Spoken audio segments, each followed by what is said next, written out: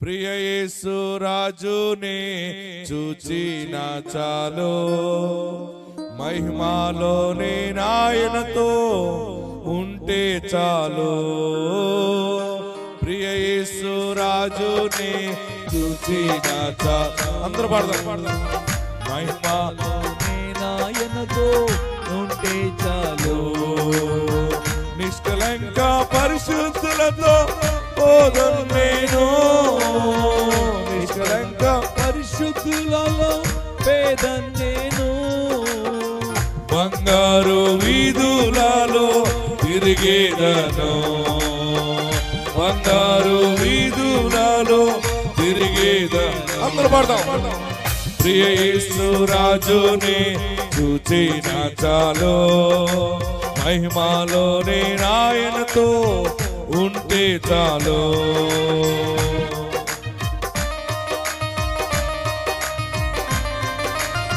యేసుని రక్తమందు కడగబడి వాక్యము చే నిత్యం భద్రపరచబడి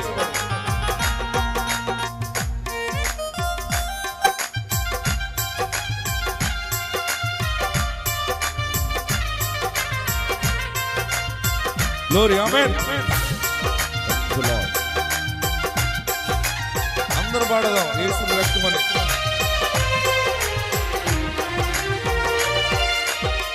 యేసుని రక్తమందు కడుగబడి వాక్యం చే నిత్యం భద్రపరచబడి,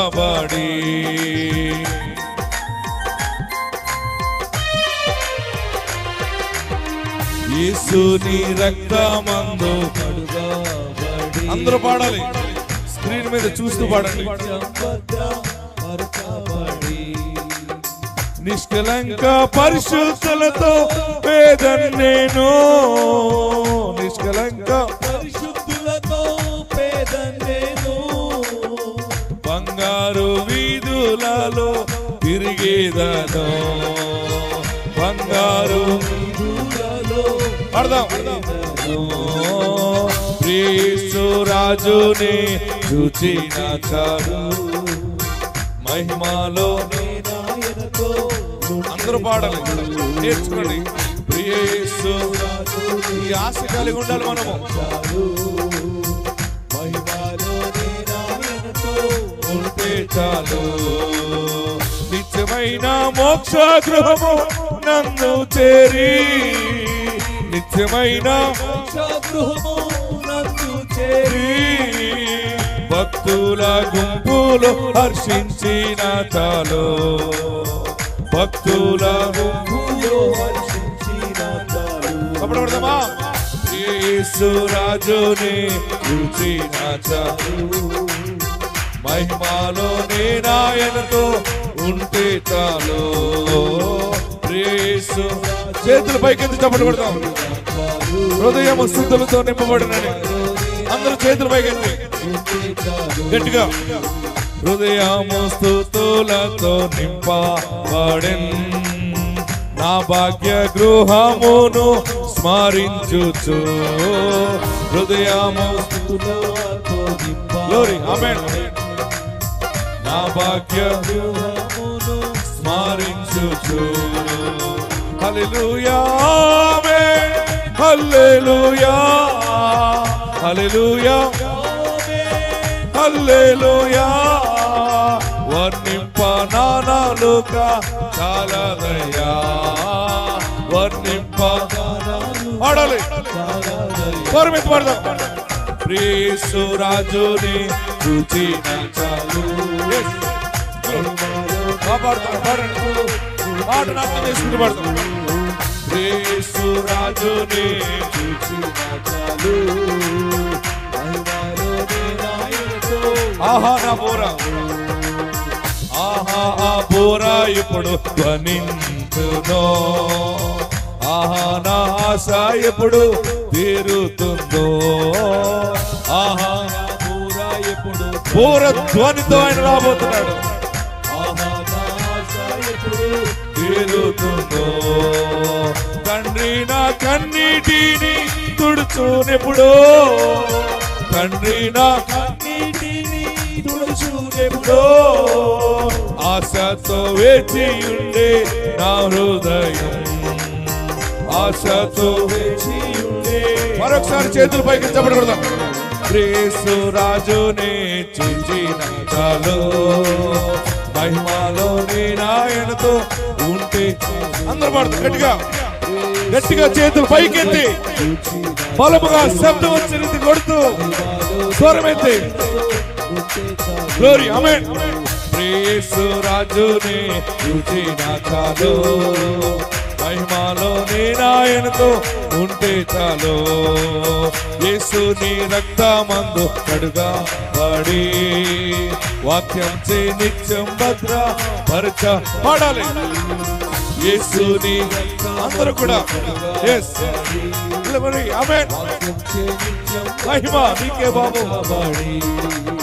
నిష్కలంక పరిశుద్ధులతో వేదం నేను, నిష్కలంక పరిశుద్ధులతో వేదం నేను. బంగారు వీధులలో తిరిగేదను, బంగారు వీధులలో తిరిగేదను. హల్లెలూయా. గట్టిగా హల్లెలూయా చెప్తారు. ఇంకా గట్టిగా చెప్పండి, ఇంకా గట్టిగా చెప్పండి. దేవుని హస్తము మీకు తోడుగా ఉన్నది. వాక్య భాగంలోకి వెళ్దాం. దేవుని సన్నిధానంలో దేవుడు చక్కని మాటను మనకు బయలుపరుస్తూ ఉన్నారు. పరిస్థితులు ఎలాగున్నా దేవుడు పరిస్థితిని, ఎంత గొడ్డి పరిస్థితినైనా ఈ దినము శుభవార్త ఏంటంటే మీ చేతికి దేవుడు అప్పగించబోతున్నాడు. ఇంతవరకు సమస్య చేతిలో నువ్వున్నావు, ఈ రోజు నుండి నీ చేతిలోకి వస్తుంది సమస్య. దాన్ని నువ్వు పట్టుకుంటావు, ఆ ప్రాబ్లం నువ్వు చేతిలో పెట్టుకుని నీ బలం అంతటితో భయంకరమైన సముద్రంలోకి విసిరి పాడేస్తావు. హల్లెలూయా. గట్టిగా హల్లెలూయా చెప్పండి. ప్రియులరా, దేవుడు ఒక సేవకుడిని ఏర్పరచుకున్నాడు. ఆయన అన్నాడు, నాతో ఇంతకీ గొడవలన్నీ నేను సరిపోను బాబు అన్నాడు. లేదురా, నువ్వు కావాలి, నువ్వు నిలబడాలి, నేను నీకు తోడుగా ఉంటాను అని చెప్పాడు.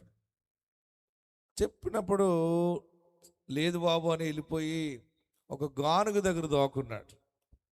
మరలా అక్కడ కూడా దేవుడు మాట్లాడాడు. మరలా వేరే చోట దాక్కున్నాడు, అక్కడ దేవుడు మాట్లాడాడు. ఆ మనుషుడి పేరు గిద్యోను. ఏం పేరు ఆ మనుషుడి పేరు? గిద్యోన్. అందరు చెప్పండి, గట్టిగా చెప్పండి. గిద్యోన్. న్యాయాధిపతుల గ్రంథంలోకి వెళ్దాం. మరి గిద్యోను ఇశ్రాయేలీయులందరినీ నడిపించటానికి దేవుడు నాయకుడిగా నిలబెట్టాడు. దేవుడు చెప్పడం బాగానే ఉంది, కానీ దేవుడు చెప్పిన మాట ప్రకారము నిలబడి, పొజిషన్లో నిలబడి, పరిస్థితులు క్లిష్టముగా ఉన్నప్పుడు, గొడ్డి పరిస్థితులుగా ఉన్నప్పుడు వెళ్ళి నిలబడటానికి కావాలి విశ్వాసం. ఆమేన్. వాగ్దానం ఉంది కదా అని నమ్మటానికి బాగుంటుంది, వినటానికి బాగుంటుంది, కానీ పరిస్థితుల్లో నిలబడటం అనేది చాలా కష్టం. దేవుడు గిద్యోనికి చెప్పాడు, గిద్యోను నేను నీకు తోడుగా ఉన్నానంటే నిజంగా నువ్వు చెప్తున్నావా? ఏదైనా భ్రమ వచ్చిందని కొన్ని సూచనలు అడిగాడు గిద్యోను. ఈ మాట నువ్వు చెప్పేవంటి నాకు ఎలా రుజువు అవుతుందని కొన్ని సూచనలు రుజువుపరచమంటే దేవుడు, యెహోవా దేవుడు గిద్యోనికి తను అడిగిన అన్ని రుజువులు పరిచాడు. అడిగిన ప్రతి సూచన ఆయన ముందు పెట్టాడు. అప్పుడు గిద్యోనికి బలమైన విశ్వాసం వచ్చిన తర్వాత ఆయన సరే దేవా, నీవు చెప్పినట్టుగా నేను నిలబడతాను, నీవు నాకు తోడుగా ఉంటావు కదా అని నిలబడ్డాడు. ఆ సమయంలో గిద్యోను ఇశ్రాయేలీయులకి నాయకుడిగా ఉండి మిద్యానీయుల నుండి వారిని విడుదల చేసుకొచ్చిన సమయము కూడా చరిత్ర ఎంతో ఘనముగా చెప్తా ఉంది. అయితే ఒక సమయంలో భయంకరమైన కష్టం వచ్చింది. మిద్యానీయులు, అమాలేకీయులు, తూర్పువారు, 3 రకాల పెద్ద పెద్ద సైన్యం అంతా ఒకటే గ్రూపుగా అయిపోయి గిద్యోను మీదకి దిగి గిద్యోను ఉన్న స్థలంలోకి వచ్చి గిద్యోనుని ఇశ్రాయేలీలందరినీ నాశనం చేయాలని ప్లాన్ చేసినప్పుడు గిద్యోను దేవుని సన్నిధిలో ప్రార్థన చేసి ఉన్నాడు. దేవుడు గిద్యోనికి ఎలాగ మాట్లాడిచ్చాడో ఈరోజు మన వాక్యంలో నేర్చుకుందాం. న్యాయాధిపతుల గ్రంథము 7వ అధ్యాయము 9వ వచనం 10వ వచనాన్ని మనం ధ్యానం చేసుకుందాం. అందరూ బైబిల్ ఉన్న వారు తెరవండి. Judges chapter 7 verse 9, 10, 11. న్యాయాధిపతుల గ్రంథము 7వ అధ్యాయము 9, 10 వచనాలు. ఆ రాత్రి యెహోవా, అందరూ చూడండి, ఆ రాత్రి యెహోవా అతనితో ఇట్లా నేను నీవు లేచి దండు మీదకి పొమ్ము, నీ చేతికి దానిని అప్పగించేదను. పోవుటకు నీకు భయమైన ఎడల. మరలా చదువమ్మ మాట. అందరూ ఈ మాట ఆమెతో అందరూ చెప్పండి. 1, 2, 3. పోవుటకు కాదు 9వ వచనం. రాత్రి అందరు చెప్పండి. ఆ రాత్రి, నాతో చెప్పండి. ఆ రాత్రి గట్టిగా చెప్పాలి. యెహోవా అతనితో ఇట్లా నీవు లేచి దండు మీదకి పొమ్ము, నీ చేతికి దాన్ని అప్పగించేదా. ఈరోజు ఈ శుభవార్త చెప్పమన్నాడు ఆయన మీకు. మీ శత్రువులను దేవుడు మీ చేతికి అప్పగిస్తాడు. ఏ పెద్ద సమస్య ఉందో అది నీ చేతికి వస్తుంది, నువ్వు దాని మీదకి పోవాలంతే. ఆమెనండి. చదవండి ఇప్పుడు, అందరూ చదవండి. మళ్ళీ ఫస్ట్ చదవండి. 9వ వచ్చింది. ఆ రాత్రి యెహోవా అతనితో ఇట్లా నీవు లేచి దండు మీదికి పొమ్ము, నీ చేతికి దానిని అప్పగించెదను. పోవుటకు నీకు భయమైన ఎడల నీ పనివాడైన పూరాతో కూడా దండుకు దిగిపొమ్ము. వారు చెప్పుకొనుచున్న దానిని విన్న తరువాత నీవు ఆ దండులోనికి దిగిపోవుటకు నీ చేతులు బలపరచబడునని చెప్పగా అతడును అతని పనివాడైన పూరాయును ఆ దండులోనున్న సన్నద్ధుల యొద్దకు పోయిరి. మిద్యానీయులను అమాలేకీయులను తూర్పువారును లెక్కకు మిడతల వలె, చూడండి, లెక్కకు మిడతల వలె ఆ మైదానములో పరుండి ఉండెను. వారి ఒంటెలు సముద్ర తీరమందలి ఇసుక రేణువుల వలె లెక్కలేనివై ఉండెను. ఆగండి. శత్రు గ్రూపులు ఎన్ని ఉన్నాయి ఇక్కడ? మొదటిది మిద్యానీయులు, రెండవది నోట్ చేసుకోండి, మీకు అంత అర్థం అవుతుందని మళ్ళీ చెప్తున్నాను. శత్రువుల గ్రూప్ ఒకటి మిద్యానీయులు, రెండవది అమాలేకీయులు, మూడవది తూర్పువారు. ముగ్గురు చాలా ప్రమాదకరమైన మనస్తత్వం కలిగిన వారు. వీరు ఎలాంటి వారంటే భయంకరమైనటువంటి పిచ్చి మనుషులు అనమాట. పిచ్చివాడి చేతికి రాయిస్తే ఏం చేస్తాడో మనకు తెలుసు కదా. మిద్యానీయులు అలాంటి మెంటల్ సమాజం అది. మిద్యానీయులు, అమాలేకీయులు, తూర్పు వారందరూ కలిసి ఏంట్రా వీళ్ళు ఇశ్రాయేలీలు, వీళ్ళు ఉన్న గ్రూప్ చిన్నది, పెద్ద కబుర్లు చెప్తున్నారేంటి, మాకు దేవుడు ఉన్నాడు, మాకు వాగ్దానం ఉంది, మేము తిరిగి వెళ్ళిపోతాం, ఇది చేస్తాం అది చేస్తాం అంటున్నారేంటి. వీళ్ళు మాటలు ఏమీ తక్కువగా లేవు, వీళ్ళకి బ్రతుకు సరిలేదు కానీ మాటలు బాగానే ఉన్నాయి అని చెప్పి మిద్యానీయులు, అమాలేకీయులు వారు పొత్తు పెట్టుకున్నారు. వారితో పాటు తూర్పు వారిని కలుపుకున్నారు. 3 రకాల సమాజము చుట్టూ శత్రుత్వం కలిగి ఉన్న సమాజముగా ఉన్నప్పుడు అప్పుడు గిద్యోనికి దేవుడు చెప్పాడు, ఆ రాత్రి నువ్వు లేచి వెళ్ళు.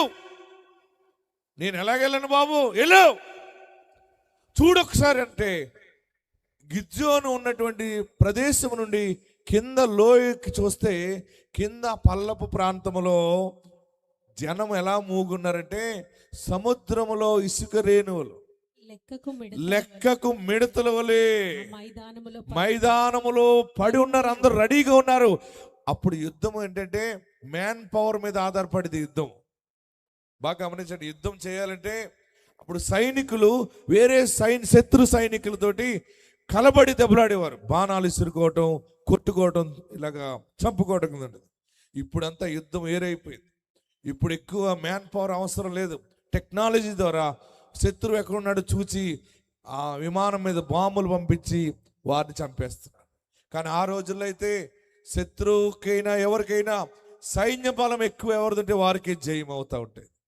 గిద్యోను ఇశ్రాయేలీయుల సైన్యము చిన్నదే, శత్రు సైన్యము బహు పెద్దది. మిద్యానీయులే పెద్దవారు, మిద్యానీయుల కంటే అమాలేకీయులు, అమాలేకీయులతో పాటు తూర్పు వారు. ఆ ముగ్గురు కలిసి గిద్యోను ఇశ్రాయేలీయుల మీద దండెత్తడానికి ఉన్నప్పుడు, దేవుని సన్నిధిలో గిద్యోను ప్రార్థన చేసినప్పుడు దేవుడు గిద్యోనుతో మాట్లాడాడు. వారు ఎంతమంది ఉన్నా నేను మీతో ఉన్నాను. గిద్యోను, నేనున్నా నీతో. గిద్యోను లేచి పురా అనేవాడు ఒకడు ఉన్నాడు, వాడిని తీసుకుని వెళ్ళన్నాడు. నీకు భయం వేస్తే పురా అనేవాళ్ళు ఇద్దరు కలిసి వెళ్తుంటే అక్కడ చూస్తూ ఉన్నప్పుడు ఇద్దరు సంభాషణ వింటారు. ఇక్కడ ఏం చేస్తారు? వాళ్ళు సంభాషణ చేస్తారన్నమాట. అందులో ఇద్దరు సోదరులు ఉంటారు. అక్కడ వారు ఏం చేస్తారంటే ఒకడికి కల వచ్చిందని చెప్తాడు. బాగా చూడండి, చదవండి కిందకి. గిద్యోను వచ్చినప్పుడు ఒకడు తాను కనిన కలను, గిద్యోను అక్కడికి వచ్చినప్పుడు అక్కడ ఒకడికి ఇద్దరు ఉన్నారు, ఒకడికి కళ వచ్చిందనమాట. ఆ వచ్చిన కళ పక్కవాడికి చెప్తున్నాడు. ఏంటంటే ఆ కళ ఇందాం. రైట్. తన చెలికానికి వివరించుచుండెను. తన చెలికానికి కళ వివరించుచుండెను. ఎట్లనగా కళ ఏంటంటే, నేనొక కలగంటిని. చూడండి 13వ వచనం అందరూ కూడా అండర్లైన్ చేసుకోండి. నేను ఒక కళ కంటిని. అదేమనగా యవల రొట్టె ఒకటి మిద్యానీయుల దండులోనికి దొర్లి. రే నాకు కళ వచ్చిందిరా అన్నాడు పక్క వాడుతాడు. ఏం కలరా అంటే, నా కళలో ఒక యవల రొట్టె కనపడింది. ఎస్, మిద్యానీయుల దండులోనికి దొర్లి. చూడు, ఆ యవల రొట్టె దొర్లుకుంటూ మిద్యానీయుల గుడారములోకి వెళ్ళిపోయింది. ఒక గుడారమునకు వచ్చి, మిద్యానీయుల దగ్గరికి వెళ్ళి అక్కడున్న గుడారములోకి వచ్చి దాన్ని పడగొట్టి, ఆ యవల రొట్టె గుడారాన్ని పడగొట్టి తలక్రిందు చేసినప్పుడు, అక్కడ గుడారాన్ని తలకిందులు చేసినప్పుడు గుడారము పడిపోయినని చెప్పాను. అందుకు వాని చెలికాడు. చూడండి, కళ బాగా గుర్తుపెట్టుకోండి. నేను మళ్ళీ నెల అడుగుతాను, చెప్పాలి మీరు. ఓకే, చెలికాడి కళని రాసుకోండి, చెడిపోయిన కళని రాసుకోకండి. ఏం కళ ఇది? చెలికాడు కళ. చాలా మందికి కళలు వస్తాయి. మొన్న ఒక ఆమె అంది, పాస్టర్ నాకు పెళ్ళి అయినట్టు కళ వచ్చిందంటే. ఫోన్లో పెళ్ళి అయిపోద్దులే, ఎలాగున్నాడు పెళ్ళి కొడుకు అన్నాను. అదే గమనిద్దాం అనుకునేటప్పుడు మెలకు వచ్చేసిందండి. అంత అయ్యో, పెళ్లి కొడుకు ఎలాగుంటాడు? పెళ్లి కొడుకు లాగా ఉన్నాడండి. నేను బండి ఎక్కి కూర్చుందాం అనేటప్పటికి మెలకు వచ్చేసి. చాలా మందికి పెళ్ళి అయినట్టు కళ వస్తుంది. కొంతమందికి పట్టు చీర కట్టుకున్నట్టు కళ వస్తుంది. ఎంత బాగుందో చీర అనేటప్పటికి మెలకు వచ్చేస్తుంది. అయ్యో, మళ్ళీ వస్తే బాగుంది ఈ కళ అనిపిస్తుంది. కొంతమందికి ఇల్లు కట్టినట్టు కళ వస్తుంది. కొంతమందికి ఎక్కడికో వెళ్ళిపోయినట్టు కళ వస్తుంది. కొంతమంది ఒంటి నిండా బంగారం పెట్టుకుని తిరుగుతున్నట్టు కళ వస్తుంది. ఆ నగలను గమనించేటప్పటికి మెలకు వచ్చేస్తుంది. ఇలాంటి కళలు ఎన్నో వస్తుంటాయి. పిల్లలు లేని వాళ్ళకి మగ పిల్లడు పుట్టినట్టు కళ వస్తుంది, ఆడపిల్ల పుట్టినట్టు కళ వస్తుంది.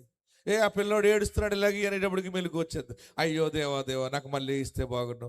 ఆడు ఇంకేమంటాడో, ఆడి ముఖం సరిగ్గా చూసుకుందును, మా అత్తగారు ముఖం వచ్చిందా, రాకూడదని ప్రార్థన చేసుకున్నాను. దేవా, మా అత్తగారు ముఖం వచ్చిందా, మా మాంగారు ముఖం వచ్చిందా అని అడుగుదాం అనేటప్పటికి మెలకు వచ్చేది. అయ్యయ్యో, చాలా మంది కళలు ఇలాగుంటాయి.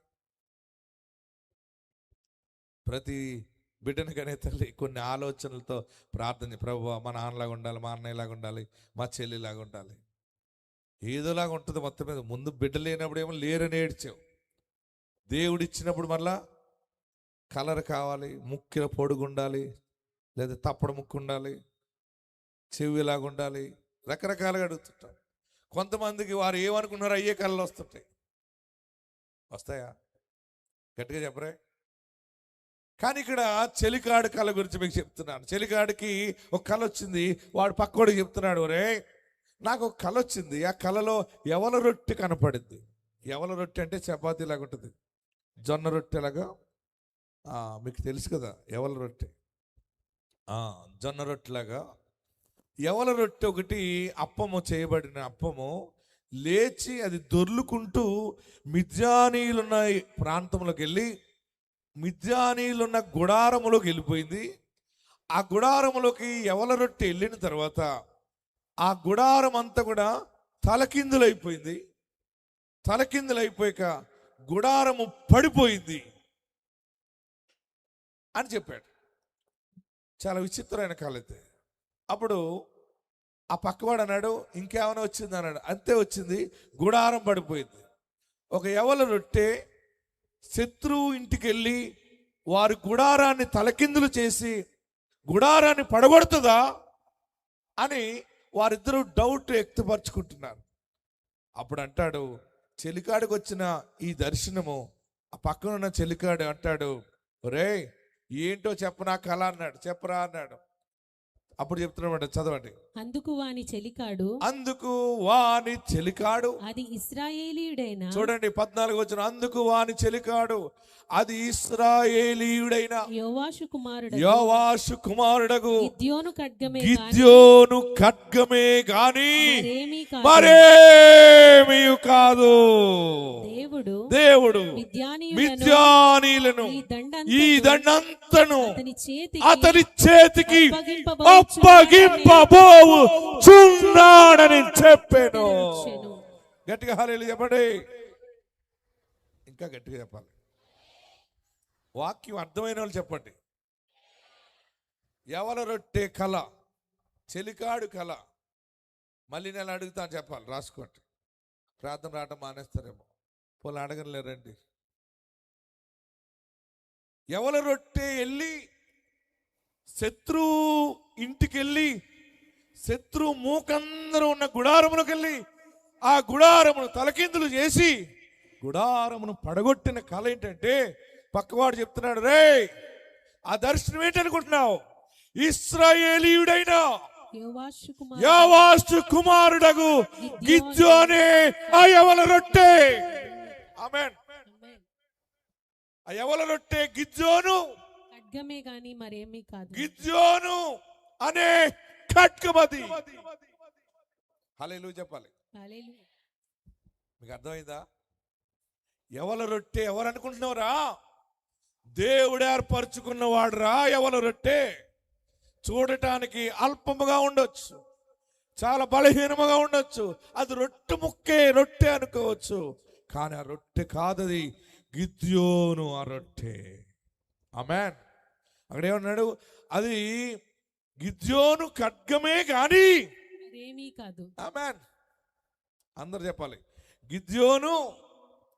గట్టిగా మాట్లాడండి. గిద్యోను ఖడ్గమే గాని మరేమీ కాదది. అంటే వారిద్దరు సంభాషణలో ఇంకా ముందుకెళ్తే, గిద్యోను ముందు ఎవడు నిలబడలేడురా, దేవుడు గిద్యోనికి తోడుగా ఉన్నాడు. ఆమేన్. హల్లెలూయా చెప్పండి. గట్టిగా హల్లెలూయా చెప్పండి. అప్పుడు గిద్యోను ఎంత అద్భుతముగా అక్కడికి బయలుదేరి వెళ్తున్నప్పుడు ఈ కళలు చెప్పుకునే వారి మాటలు విన్నాడు. విన్న వెంటనే గిద్యోనికి ఆనందమైపోయి 15వ వచనంలో ఎంత అద్భుతం చెప్తున్నాడు. గిద్యోను ఆ కళ వివరమును దాని తాత్పర్యమును విన్నప్పుడు అతడు యెహోవాకు నమస్కారము చేసి ఇశ్రాయేలీయుల దండులోనికి తిరిగి వెళ్ళి లెండి యెహోవా మిద్యానీయుల దండును మీ చేతికి అప్పగించుచున్నాడని చెప్పే. ఆమేన్. ఈరోజు శుభవార్త ఏంటంటే, దేవుడు నీ శత్రువుని నీ చేతికి అప్పగిస్తున్నాడు.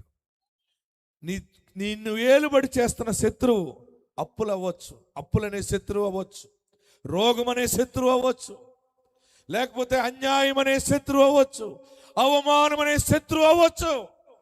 నేను ఈ సమస్యను ఎలా జయించాలి బాబు? నా వల్ల కాదు, నా కుటుంబం చిన్నది, మేము చిన్నవాళ్ళము, మాకు అంత ఆదాయం లేదు, అంత ఆస్తి లేదు, ఐశ్వర్యం లేదు, ఈ కష్టాలన్నీ ఎలా తీర్చుకుంటావు బాబు అని ఏడుస్తున్నావు కదా. దేవుడు ఈరోజు ఆ ఎవల రొట్టె నీవుగా ఉన్నావు. నువ్వు బలహీనముగానే ఉన్నావు, కానీ నీవు సమస్య అనే గుడారములో దానిని తలకిందులు చేస్తావు. హల్లెలూయా చెప్పండి. గట్టిగా హల్లెలూయా చెప్పండి. ఎవల రొట్టె వెళ్ళి ఆ గుడారము లోపలికి వెళ్ళి తలకిందులు చేయటం అంటే, నీ మాట గుర్తు వస్తే శత్రువు గుండెలో బల్లెము గుచ్చుకున్నట్టుంటుంది. ఆమేన్. నీకు విరోధముగా ఉన్నది ఏది వర్తెల్లదు. ఏ విషయంలో ఏడుస్తున్నావో, ఏ సమస్య మీద బాధ కలిగి దుఃఖముతో కుమిలిపోతున్నావో, దేవుడు ఆ సమస్యని నీ చేతికి అప్పగించబోచు. ఆమేన్ అని చెప్పండి. గట్టిగా హల్లెలూయా చెప్పండి. మరలా మొదటి వచనం చదువుకుందాం. 9వ వచనం. ఆ రాత్రి యెహోవా అతనితో అందరూ చదవండి. ఇట్లా యెహోవా అతనితో ఇట్లా నేను నీవు లేచి దండు మీదికి దండు మీదికి పొమ్ము, నీ చేతికి నీ చేతికి దాన్ని అప్పగించెదను. ఈరోజు శుభవార్త నీకే దేవుడు నీకు ప్రకటిస్తున్నాడు. మీకు విరోధముగా ఉన్న సమస్య మీ కాలు కింద పెట్టి తొక్కుతావు అనమాట. ఆమేనండి. సమస్య ఉన్న వాళ్ళరా, దేవుడు మీ చేతికి అప్పగిస్తున్నాడు. దాన్ని కాలు కింద వేసి తొక్కుతామని విశ్వసించిన వారందరూ గట్టిగా చప్పట్లు కొట్టి కేకలు వేసి గోల చేసి అల్లరి చేయండి. సాతానుడు సిగ్గుపడిలాగా దేవుడు నీ చేతికి దాన్ని అప్పగించినప్పుడు దాన్ని నువ్వు నామరూపాలు లేకుండా చేస్తావు. ప్రజెంట్ సమస్య చేతులు నువ్వు ఉన్నావు కనుక నిన్ను ఇష్టం వచ్చినట్టు ఆడుకుంటుంది కదా. ఈరోజు దేవుడు నీ మొర ఆలకించి తన సేవకుడు నా ద్వారా నీకు ప్రకటిస్తున్న మాట, ఇప్పుడు సమస్య నీ చేతికి వస్తుంది. దాని వెంట్రుకలు పీకి పాడేస్తావు, దాని చర్మాన్ని కిందకి లాగి పాడేస్తావు, ఎముకలన్నీ ఇరిచేస్తావు, పీక నులుగుతావు, కళ్ళు పీకేస్తావు. పీకరా సమస్యకి ఇంకా క్లినిక్ ప్లస్ షాంపూ పెట్టామని తలంటుతారా? చెప్పరు మీరందరూనే. మాకు సమస్య వద్దన్నవారు హల్లెలూయా చెప్పండి. దేవుడి చేతికి అప్పగిస్తున్నాడు. భయపడకు, విజయము దేవుడు నీకు ఇస్తున్నాడు. గొప్ప జయము మీకు ఇస్తున్నాడు. దేవుడు నీ దర్శనాన్ని వ్యర్థము చేయడు. నీ వాగ్దానం నిరర్థకము కాదు. నీకు విరోధముగా రూపించిన ఏ విధాయుధమును వర్దెల్లదు. నీకు విరోధముగా రూపించిన ఏ విధాయుధమును వర్దెల్లదు. శత్రువులు మిత్రులుగా మారెదరు. శత్రువులు మిత్రులుగా మారెదరు. దేవుని యందు నిరీక్షణ చేయి ఆయనను స్తుతించు నా ప్రాణమా. దేవుని యందు నిరీక్షణయుంచి ఆయనను స్తుతించున ప్రాణమా. ఎంత పెద్ద దరిద్రము నీ మీదకి వస్తున్నా ఈరోజు దేవుడు 100% నీకు విజయము కలగజేస్తున్నాడు. ఆమేన్. మొన్న సహోదరు వచ్చింది, పాలకులు వచ్చి సాక్షి చెప్పారు. వారు అప్పులైపోయాం దైవజనుడా అప్పులైపోయాం. చెరువులు అన్ని అప్పులైపోయినాయి. చెరువులు వేసి నష్టపోయాం, చాలా నష్టం. ఎంత అప్పు ఉంది అయ్యా? 45 లక్షలు అప్పు ఉందండి. ఎన్ని లక్షలు? 45 లక్షలు. అయ్యా మేము ఇప్పటికి స్పాన్సర్ చేసాం, 14 సార్లు చేసాం, ఏమి రాలేదు ఏంటంది. నేను అన్నాను ఇప్పుడు వస్తుంది పో అన్నాను. దీవించి పంపితే నేను ఇంకో మాట చెప్పాను, నీకు ఎంత అప్పు ఉందో అప్పు పోయి ఇంకో అంత లాభం మిగులుతుంది నీకు. ఆమెను అంటలేదే, హల్లెలూయా చెప్పట్లేదే. వాళ్ళకి డబ్బులు రావటం మీకు ఇష్టం లేదా? మరే అప్పుడు అన్నాను, నిజమేనా అయ్యగారు? పో వచ్చేస్తాయి డబ్బులు. వాగ్దానం ఉన్న వాళ్ళు మనము. ఒకవేళ ఆలస్యం అవ్వచ్చేమో కానీ బలమైన కార్యము మన కళ్ళతో మనం చూస్తాం, చెవులారా వింటాం. మళ్ళీ వెళ్ళి చెరువులు వేసారు. అద్భుతంగా చూడండి స్క్రీన్ మీద ఆ రెయ్యులు, ఆ పట్టిన అవన్నీ కూడా ఫొటోస్ పట్టుకొచ్చారు. దైవజనుడా 45 లక్షల అప్పు తీరిపోయి ఇంకా 40 లక్షలు మిగిలింది. మీరు సరిగ్గా చెప్పట్లేదు. అంతేనా? ఎదుటి వ్యక్తి విషయంలో మనం చప్పట్లు కొడితే అది 7 రెట్లు మనకు వస్తుంది. ఆమేన్. మరి ఆ సాక్ష్యం వారు చెప్తారేనండి. ఆ రుణ బాధని దేవుడు వాళ్ళ చేతికి అప్పగించాడు. ఎస్. మా పేరు కళ్యాణి అండి. మేము చెరుకువాడ నుంచి వచ్చాము. మా నాన్నగారి పేరు యేసుబాబు. మేము రొయ్యల చెరువులు చేస్తామండి. మేము 14సారి స్పాన్సర్ చేయడానికి తాడేపల్లిగూడెం వెళ్ళాము. వెళ్ళినప్పుడు అయ్యగారు చెరువు బాగా వస్తుంది, విజయం కలుగుతుంది, వెళ్ళు అని చెప్పారండి. అలాగే ఆ చెరువు మీద ఉన్న అప్పు పోను, ఖర్చులు పోను అన్నీ కలిపి మాకు 40 లక్షల రూపాయల లాభం వచ్చిందండి. దాని చేతులు మీద పైకెత్తి మా చప్పట్లు కొట్టాడు. అప్పులన్నీ కూడా తీరిపోయాయి. దేవుడే చిన్న సాక్ష్యం దీవించిన గాక. మేము 2 సార్లు కలిపి ఇప్పుడు స్పాన్సర్ చేస్తున్నామండి. దేవుడి చిన్న సాక్ష్యం దీవించి ఆశీర్వదించిన గాక. దేవుని సన్నిధిలో వేసిన కానుకైనా విత్తనమైన ఎక్కడికి పోదు. ఆమేన్. వారు పంట కొయ్యాలని కన్నీటితో విత్తువాడు సంతోషంగా అంత పంట కోస్తాడని చెప్పిన మాటలు విని అయినా నష్టం వచ్చింది ఏంటి దైవజనుడు అంటే, లేదు ఒక్కసారి మూట కట్టిస్తాడని దేవుని వాగ్దానం. ఆమేన్. మీ జీవితాల్లో ఏ వాగ్దానం ఉందో, ఏది జరుగుతుందని చూస్తున్నావో, జరిగే సమయంలో అడుగు పెట్టాం మనం. నీ చేతికి సమస్యను అప్పగిస్తాడు, శత్రువుని నీ చేతికి అప్పగిస్తాడు ఆయన. నీ చేతికి శత్రువు దొరికినప్పుడు ఏం చేస్తావు చెప్పండి? మనకు చేతికి దొరకక్కర్లేదు.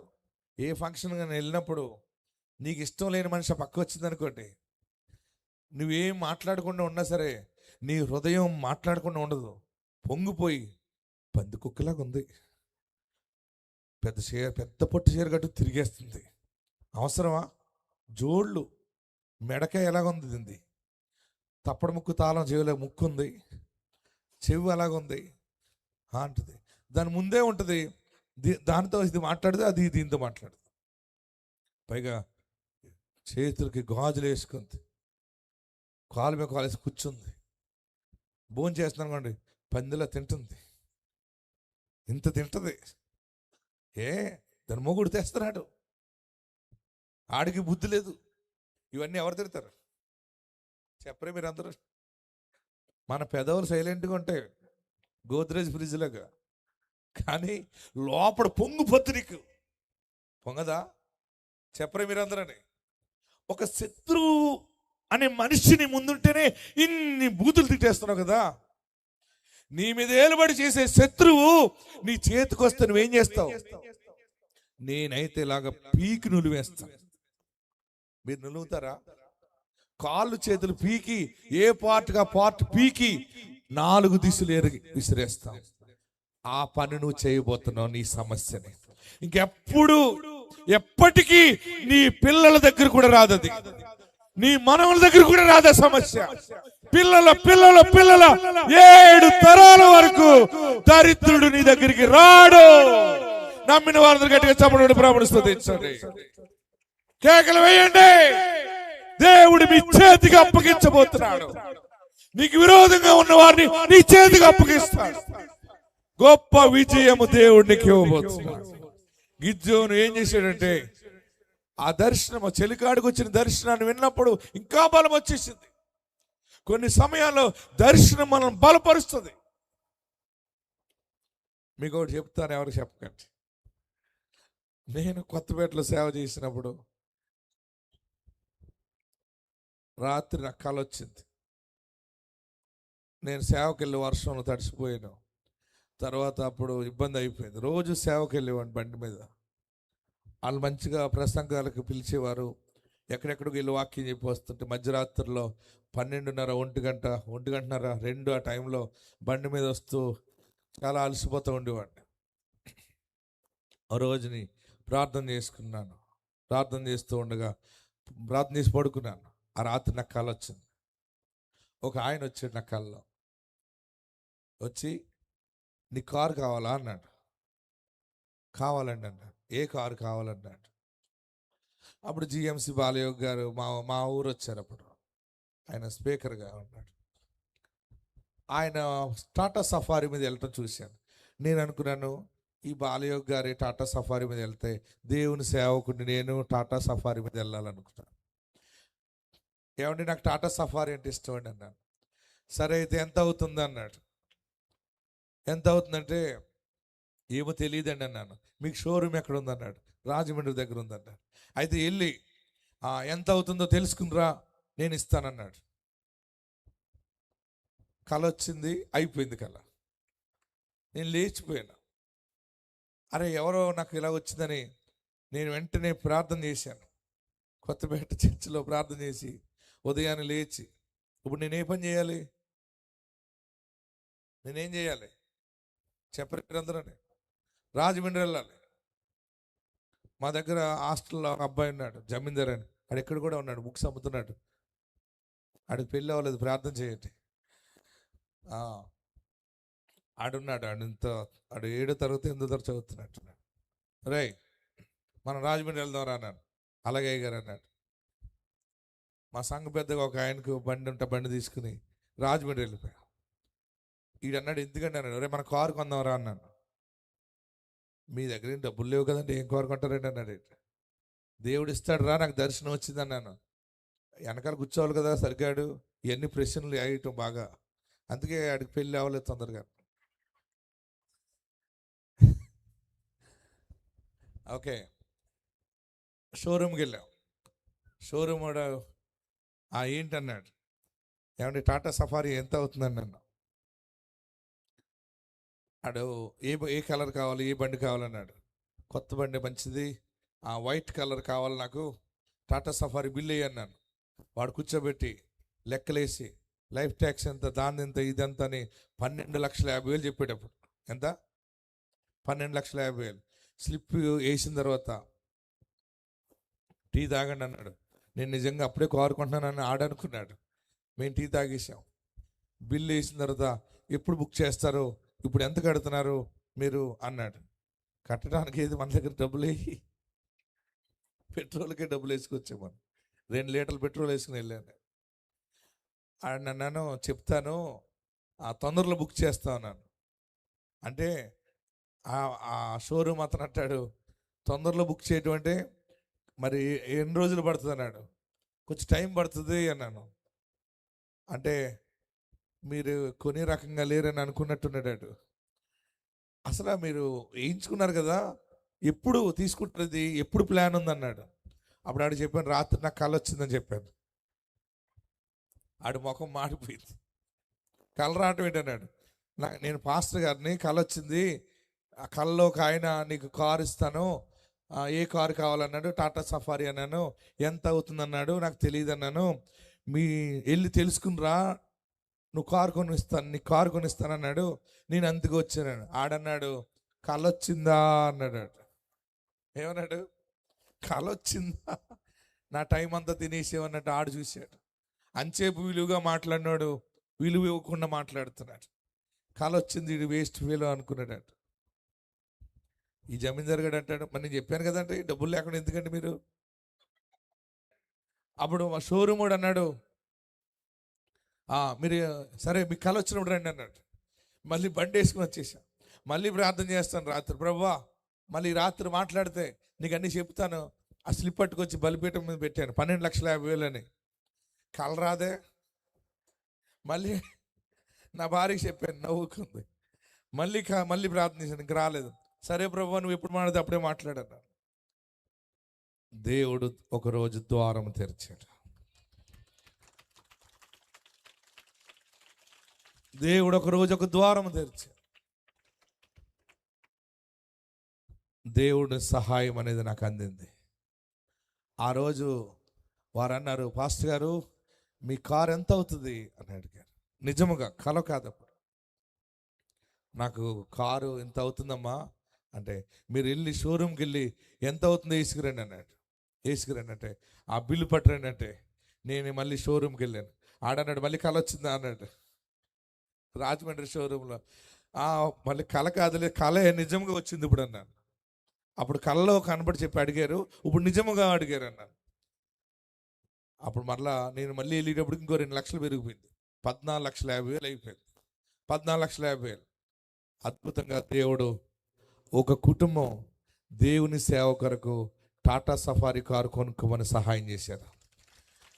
ఏ కలైనా వానికి డబ్బు కట్టి షోరూంలో కారు ఇలా ఓపెనింగ్ తీసి వాడు నా చేతికి కీ ఇస్తున్నప్పుడు నా దుఃఖము నేను ఆపుకోలేకపోయాను. ఆయన అందు విశ్వాసం ఉంచేవాడు ఎన్నడను కదిలిపోడు, సిగ్గుపడడు, వాగ్దానం చేసిన వాడు నమ్మదగినవాడు. ఆమెనని చెప్పండి. మళ్ళీ ఈ జమీందారు గారిని ఎక్కించాను. ఆడి పేరు జమీందారు. పైగా కారు ఎక్కి వెనకాల కూర్చుంటాడు జమీందారులాగా. ఇప్పుడు కూడా నాతోనే ఉన్నాడు. అంటాడు, అయ్యగారు మీరు ఎన్ని శ్రమలు పడ్డారు, మీ దైవ దర్శనము దేవుడు మీ పట్ల ఎలా నెరవేర్చాడు. నా ప్రియ సహోదరులరా, ఈరోజు పరిశుద్ధాత్మ దేవుడు నీకు చెప్తున్నాడు, నీకు వచ్చిన దర్శనం ఏది నిరర్థకము కాదు, నీకు వచ్చిన వాగ్దానం ఏది నిరర్థకము కాదు. దేవుడు నీ చేతికి శత్రువుని అప్పగించబోతున్నాడు, గొప్ప విజయాన్ని ఇవ్వబోతున్నాడు. లాస్ట్ అండ్ ఫైనల్గా మాట చదివి మనం ముగించుకుందాం. 23వ వచనం చదివితే వారు ఏం చేశారో చూడండి. 23వ వచనం, నఫ్తాలి గోత్రంలో నుండి, ఆషేరు గోత్రంలో నుండి, మనష్షే గోత్రంలో నుండి పిలిపింపబడిన ఇశ్రాయేలీయులు కూడుకొని మిద్యానీయులను తరిమిరి. ఆమెన్. బలహీనులు బలవంతులను తరమటం. ఆమెన్ చెప్పరే, గట్టిగా హల్లెలూయా చెప్పండి. చూడండి, చదవండి అది క్లియర్గా. నఫ్తాలి గోత్రములో నుండి, అందరూ బైబిల్ తెరవండి, గట్టిగా చదవండి. 1 2 3. నఫ్తాలి గోత్రములో నుండి, ఆషేరు గోత్రం నుండి, మనష్షే గోత్రములో నుండి పిలిపింపబడిన ఇశ్రాయేలీయులు కూడుకొని మిద్యానీయులను తరిమిరి. ఆమెన్. వారు పారిపోయారు. చిన్న గ్రూప్ పెద్దగా ఉన్న సమూహాన్ని తరమటం అంటే అది దైవ శక్తి. ఈరోజు నువ్వు ఒంటరి అవ్వచ్చు, నువ్వు బలమైనటువంటి కీడుని ఒక్క ప్రార్థనా శక్తి ద్వారా తరిమేస్తావు, దరిద్రాన్ని తరిమేస్తావు. నీ చిన్న సమూహాన్ని, నీ చిన్న కుటుంబాన్ని విజయం సాధించిన కుటుంబంగా దేవుడు నిలబెట్టబోతా ఉన్నాడు. ఫైనల్ గా మాట చదువుతాం. 9వ వచనం, ఆ రాత్రి యెహోవా అతనితో ఇట్లా, నేను నీవు లేచి దండు మీదకి పోము, నీ చేతికి దాన్ని అప్పగించేదను. ఆమెన్. దేవుడు మీ చేతికి ప్రతి సమస్యను అప్పగిస్తాడు, దాన్ని నామరూపం లేకుండా చేస్తావు. ఇక నీవు కీడు చూడవు, ఆశీర్వాదాన్ని చూస్తావు. ఆత్మ మీకు తోడై ఉండును గాక. అందరు తలలు వంచండి, ఎక్కడున్నవారు అక్కడే మోకరించండి, ఎక్కడున్నవారు అక్కడే 2 చేతులు జోడించండి. అసాధ్యమైనది దేవుడు సాధ్యము చేస్తాడు. దేవుడు ఎక్కడో లేడు, దేవుడు మన మధ్య ఉన్నాడు. అందరు 2 చేతులు పైకెత్తి, నీవు తప్ప నాకు ఆధారం ఏముందయ్యా, నీ మాట మీద ఆశపడుతూ ఉన్నాను, దర్శనంతో ఎదురు చూస్తున్నాను బాబు. అందరు ఎక్కడున్నారు అక్కడ 2 చేతులు పైకెత్తి, నీవు తప్ప నాకు దారి లేదు బాబు, నా చేయి పట్టుకోవా, నా పాపాలు క్షమించు, నన్ను పరిశుద్ధపరచు, నన్ను నీ బిడ్డగా స్వీకరించు. దేవుని ఎదుట పాపాలు ఒప్పుకుందాం. యేసు అని పిలవండి. బలమైన దేవుడు నీ పక్షముగా ఉన్నాడు. నీ శత్రువు నీ ఎదుట నుండి దూరం అయిపోతాడు. అందరు 2 చేతులు తలపైన పెట్టుకోండి, 2 చేతులు, అందరు 2 చేతులు తలపైన పెట్టుకోండి. యేసయ్యా అని పిలవండి, నా పాపాలు క్షమించు బాబు. యేసయ్యా అని 7 మార్లు పిలవండి. యేసయ్యా, గట్టిగా, ఇంకా గట్టిగా, ఇంకా గట్టిగా, నన్ను ఆశీర్వదించు, నన్ను దీవించు బాబు, నన్ను ఆశీర్వదించు బాబు, నా పాపాలు క్షమించు. ఈరోజు నీవు నాతో మాట్లాడావు, నా శత్రువు నాకు దూరం అవుతుందన్నావు. నేను నా శత్రువుతో పోరాడలేను, నా వల్ల కాదు అని ఏడుస్తున్నావు కదా. నువ్వు పోరాడటం కాదు, నువ్వు నిలబడితే పోతుంది అది. నువ్వు విశ్వాసం ముందు నిలబడు. బలమైన ఖడ్గమోలే, గిద్యోను ఖడ్గమే గాని మరొకటి ఏది కాదు. చెలికాడి దర్శనములో ఎవల రొట్టె గుడారమును తలకిందులు చేసింది. గిద్యోను మిద్యానీయులను తలకిందులు చేసేసాడు. గిద్యోను అమాలేకీయులను తలకిందులు చేశాడు. గిద్యోను తూర్పు వారిని తలకిందులు చేసి అందరిని పారిపోయేలా చేశాడు. దేవుడు గిద్యోనుకి తోడుగా ఉన్నాడు. ఈ రోజు దేవుడు నీకు తోడుగా ఉన్నాడు. ఎంత ఆర్థిక దరిద్రమైన నువ్వు తరిమేస్తావు. దేవుని వ్యాపారాన్ని ఆశీర్వదిస్తాడు. దేవుని చేతి పనిని ఆశీర్వదిస్తాడు. దేవుని జ్ఞానాన్ని అభివృద్ధి పరుస్తాడు. నీ రోగాన్ని సంపూర్ణంగా బాగు చేస్తాడు. రోగమే శత్రువుగా ఏలుబడి చేస్తుందేమో, క్యాన్సర్ గా నీ మీద ఏలుబడి చేస్తుంది, ఒక HIV వ్యాధిగా ఏలుబడి చేస్తుందేమో, రక్తం అంతా చెడిపోయేలా చేసి నిన్ను నీ సౌందర్యాన్ని మింగేస్తుందేమో, దాన్ని దేవుడికి దూరం చేస్తాడు. మరలా నువ్వు ఆస్తికర్తగా మారుతావు. మరలా ఐశ్వర్యవంతుడిగా మారుతావు. దేవుని బిడ్డగా సాక్షిగా ఉంటావు. అందరు రెండు చేతులు ఒకసారి పైకి ఎత్తి నా చేయి పట్టుకోవా, యేసయ్యా నా చేయి పట్టుకో, నీవు నాకు తోడుగా ఉండవా, నీ సన్నిధి నాకు తోడుగా ఉంచవా బాబు, నా బలము నాకు సరిపోవట్లేదు ఏడుస్తున్నావా. ప్రార్థన చేయండి. అందరు రెండు చేతులు పైకి ఎత్తి దేవుడు నీళ్లను ద్రాక్షరసంగా మార్చినట్టుగా నీ చేతిలో కష్టాన్ని దేవుడు మాధురముగా మార్చబోతున్నాడు. రెండు చేతులు తలపైన పెట్టుకుందాం. అందరు కళ్ళు మూసుకుని నీకేం కావాలో అడుగు. ఆ రోజు నా కష్టంలో నేను కారు అడిగాను, ఆయన దర్శనం ఇచ్చాడు. ఆ దర్శనములో మాట్లాడాడు. దర్శనం నెరవేర్పు ఒక మనుషుణ్ణి పంపించాడు. ఒక మనిషిని నిలబెడతాడు. ఒక కొత్త మనిషిని నీ కొరకు ఏర్పరుస్తాడు. పెళ్ళి అవ్వలేదని ఏడుస్తున్నావా? పెళ్లి చేయలేకపోతున్నా నా బిడ్డగా ఏడుస్తున్నావా? నేనేమి ఇవ్వలేను, నేనేమి ఇచ్చి పెళ్లి చేయాలని ఏడుస్తున్నావా? లేకపోతే సమాధానం లేదు, నా బిడ్డ బ్రతికిలాగా అయిపోయిందని ఏడుస్తున్నావా? అందరూ ప్రార్థన చేద్దాం. అతుకుల బ్రతుకులో గతుకుల మార్గం, అతుకుల బ్రతుకులో గతుకుల మార్గం, ఎటు చూచినా ఏడారులే, ఎటు పోయినా ఎండమావులే, ఎటు చూచినా ఏడారులే, ఎటు పోయినా ఎండమావులే. యేసయ్యా దిగిరావా, వేగిరమే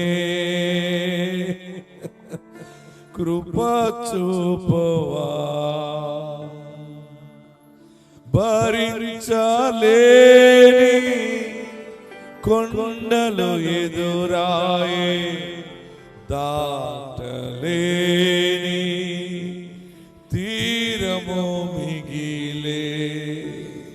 ఈ అప్పులు తీరిపోతే, ఈ ఇల్లు కడితే, ఈ సమస్య పోతే నేను బ్రతుకుతానని అనుకున్నప్పటికీ ఆ సమస్య తీరే సమయంలో మరొక పెద్ద కష్టము, ఊహించలేని కష్టం వచ్చి పడుతుందని ఏడుస్తున్నావా? నా వల్ల కాదు బాబు, నేను భరించలేను, ఈ అవమానం నేను భరించలేను ఏడుస్తున్నావా? భరించలేని ఈ రోగం నా వల్ల కాదయ్యా, నేను చదివించలేను బాబు, నేను బుద్ధి చెప్పలేకపోతున్నాను బాబు, నా దుఃఖం నువ్వు చూస్తున్నావా అని ఏడుస్తున్నావు కదా. భరించలేని కొండలు ఎదురాయే, దాటలేని తీరము మిగిలే, బ్రతుకంతా శూన్యములాయే, సూర్యోదయం ఎప్పుడు కలుగును. రెండు చేతులు పైకెత్తి, తలలు పైకెత్తి, ఎప్పుడు వెలుగు వస్తుంది, ఎప్పుడు దీవెన వస్తుంది, ఎప్పుడు బాగుపడతారని ఏడుస్తున్నావా? చేతులు పైకెత్తి. బ్రతుకంతా శూన్యములాయే, సూర్యోదయం ఎప్పుడు కలుగునో, శోధనలే నన్ను కుదిపివేసే, చేతులు మరలా తలపైన పెట్టుకుంటే శోధనలు కుదిపేస్తున్నాయి బాబు. నా వల్ల కాదయ్యా, నా వల్ల కాదు, నేను బ్రతకలేను బాబు. నా జ్ఞానము నాకు అక్కడికి రావడం, నాకు ఏ పని లేదని ఏడుస్తున్నావా? ఏ దారి లేదని ఏడుస్తున్నావా? శోధనలే నన్ను కుదిపి వేసే, ఆదరణే నాలో కొదువాయే. అందరూ అలాగే మోకరిద్దాం. బలమైన విజయం దేవుడు ఈరోజు మనకి ఇవ్వబోతున్నాడు. అందరూ మీ స్థలాల్లో అలాగే తలపైన చేతులు పెట్టుకునే కూర్చోండి. అందరూ కూడా మోకరించగలిగిన మోకరించండి. ఒక ప్రత్యేక అభిషేకం మన చుట్టూ ఆవరించి ఉంది. అందుకే ఇంత గొప్ప సాక్ష్యము, ఇంత గొప్ప వాక్యము దేవుడు మనకి ఇచ్చిన్నాడు. ఎక్కడున్నవారు అక్కడే అందరూ తలపైన పెట్టుకుంటారు. శోధనలే నన్ను కుదిపి వేసే, ఆదరణే నాలో కొదువాయే, అతుకుల బ్రతుకులు గతుకుల మార్గం. అందరూ నమస్కరించండి.